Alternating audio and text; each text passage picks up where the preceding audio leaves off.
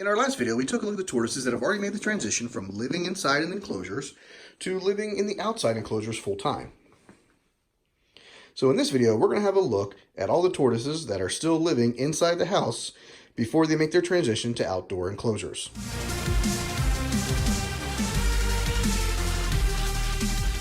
Here we have Harambee in his 150-gallon Rubbermaid stock tank.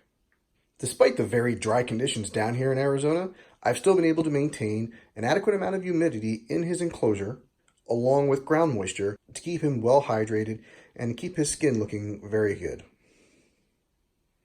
As you can see, he's halfway inside of his warm enclosure that is covered by soil and grass. We'll move on and have a look at some other tortoises that aren't in the main tortoise room now. Next on the tour, we have some posters and some artwork depicting some of my favorite reptiles.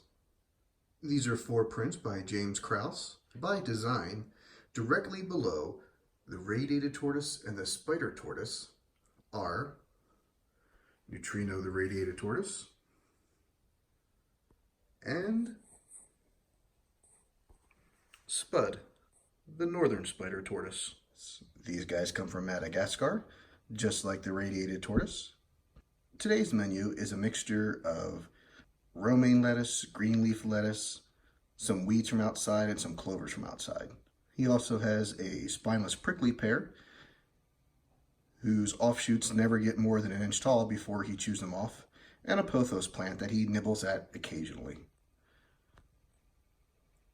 I found that most tortoises aren't big fans of spider plants. They'll nibble at them, but they usually don't dine on them. Before being disturbed, she was enjoying a similar breakfast. She lives in this particular Exoterra by herself. She has spider plants in there, and every now and then clovers that I planted a long time ago pop up. And next on our tour, we're going to go into the very clearly marked tortoise room.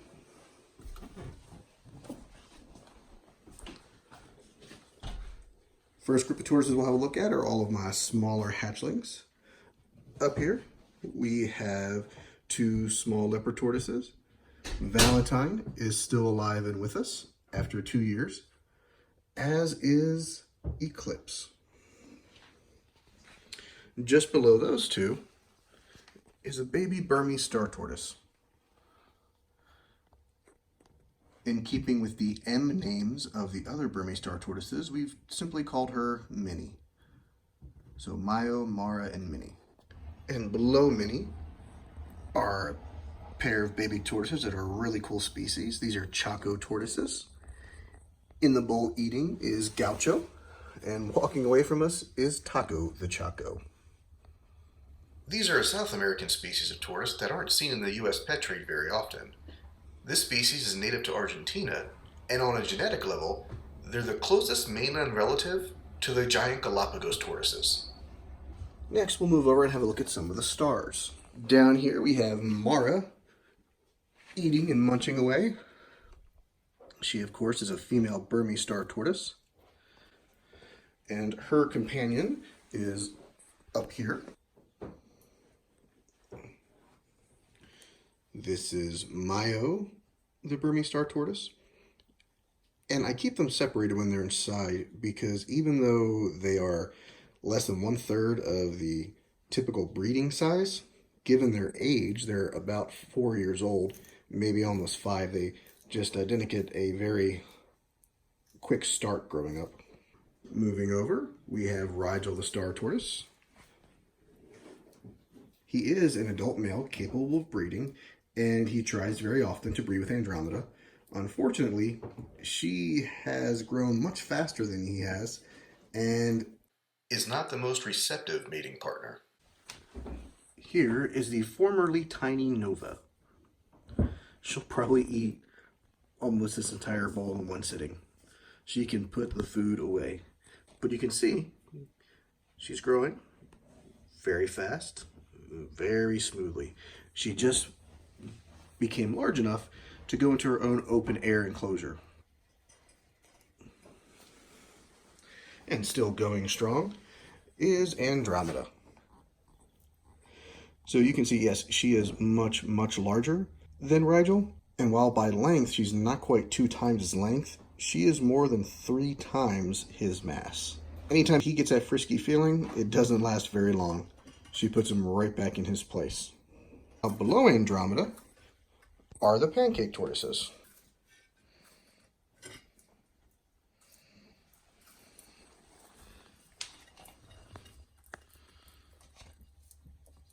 And so Pie and Maple are out on the prowl, being the vegetable predators that they are. Pancake tortoises are still one of my favorite types of tortoises. They're so unique. And now we'll go look above the ever-eating Andromeda and have a look at the eastern box turtles. Up here in this exceptionally lush cage are Jones, my male eastern box turtle, and Tiffany, the female eastern box turtle. While I do keep all of my enclosures moist enough to sustain plants, these guys have a slightly increased moisture content given their natural habitat and their preferences. And as such, they've got quite the jungle of an enclosure. The next tortoises we're going to look at are the other leopard tortoises that live over here.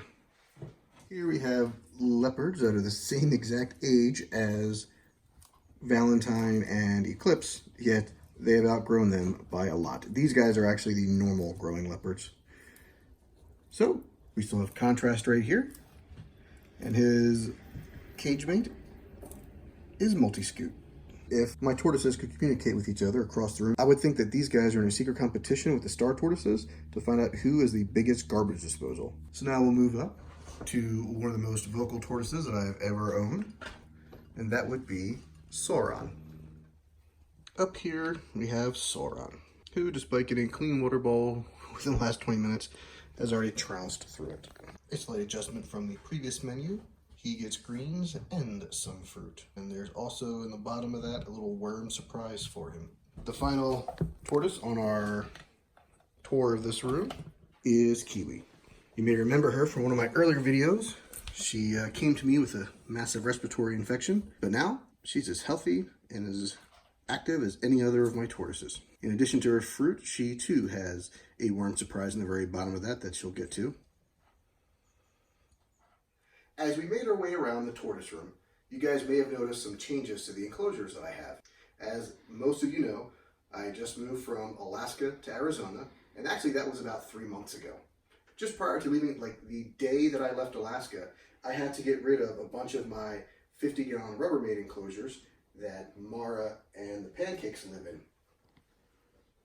Due to a lack of space in my trailer, I wasn't able to bring down everything for everybody. Since I've been down here, I've accumulated quite a few of these small size turtle land tubs.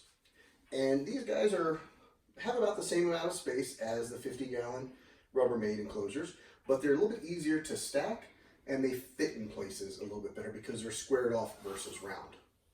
With the use of all the new enclosures combined with my old enclosures, several rack systems, I'm able to get about 3/4 of the tortoises and turtles that I own into this one room with the outliers that we saw in the very beginning of this video. It's really great to have everything all in one room because it makes feeding, watering, and soaking a lot easier. When they were spread out all over my house, it was taking 2+ hours just to soak everybody, not including feeding. So this has made that much easier.